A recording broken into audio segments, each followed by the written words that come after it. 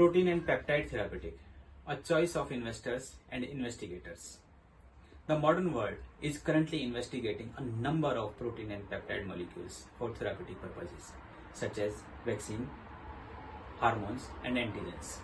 The proteins and peptides are being developed by utilizing different biotechnological techniques, such as recombinant DNA technology and protein purification.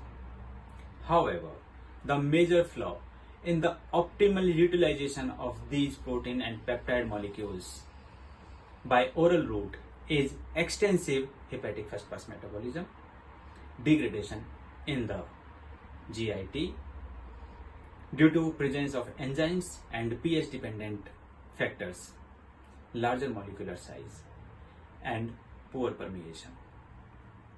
But these problems can be overcome either by adopting one or sets of techniques like chemical transformation of protein structure, permeation enhancer, mucoadhesive polymer, and enzyme inhibitors. So, today's presentation describing some of the facts, advantages, and critical issues associated with delivery of protein and peptide molecules. Year 1982.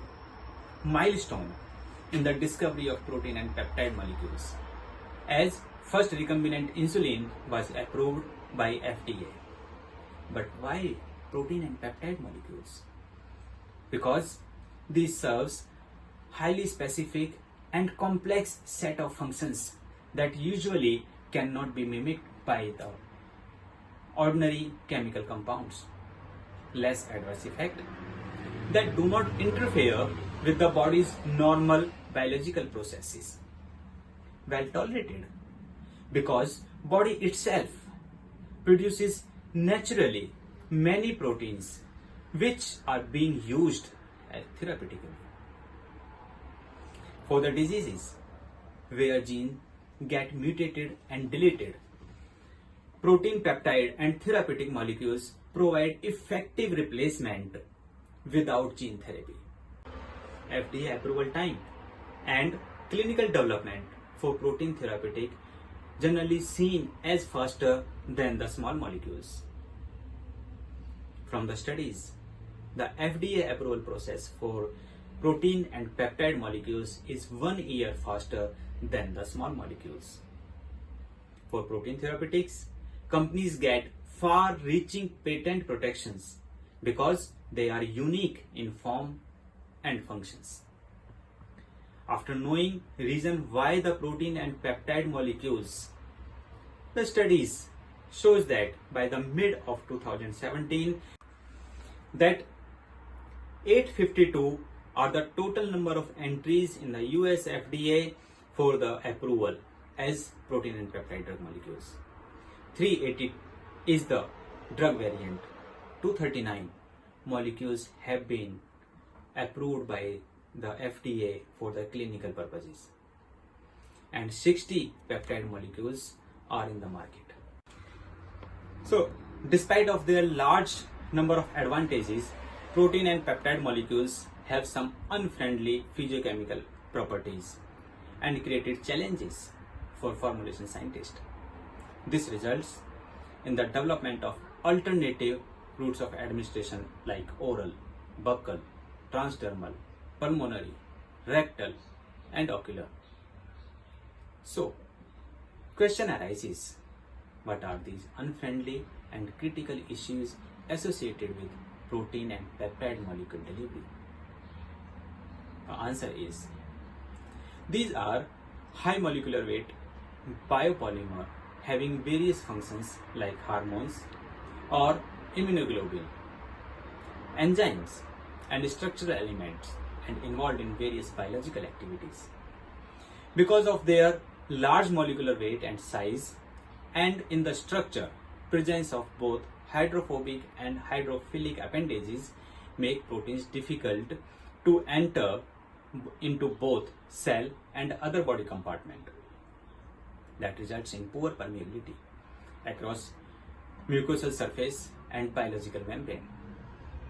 Generally, proteins and peptides molecules are efficacious in large part because of tertiary structure, and this tertiary structure can be lost under several physical and chemical environments, which results in degradation and denaturation with the subsequent loss of biological activity, thus making these molecules inherently unstable. Many protein and peptide therapeutics are very short biological half-lives in vivo because of their speedy clearance through the tissues, through the liver and other tissues by protein modifying chemicals, proteolytic enzymes, through other clearance mechanisms. Next, protein and peptide therapeutics upon oral administration degrades highest in the stomach and the duodenum and is subsequently reduced in the ileum and colon. To minimize the exposure of drug with proteolytic enzymes as a result of several delivery systems have been developed just to target the absorption from the colon and the ileum. Generally, thick enteric coating formulations are used to target ileum and colon because of the delay in the release of drug for a sufficient time period. But in this case, there is another drawback.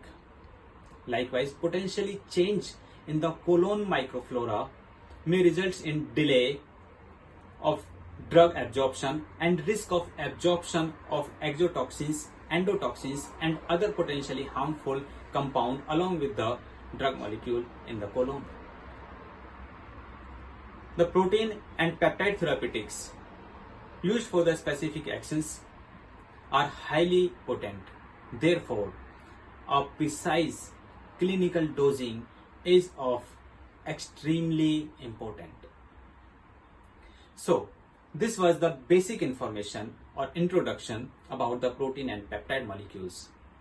Watch out my next video describing the analytical tools and techniques used to characterize protein and peptide molecules. There is always a chance of improvement, so your comments and feedback is highly appreciated to improve the further videos. Thanks for watching. Do like and share for motivating and energizing. Thank you.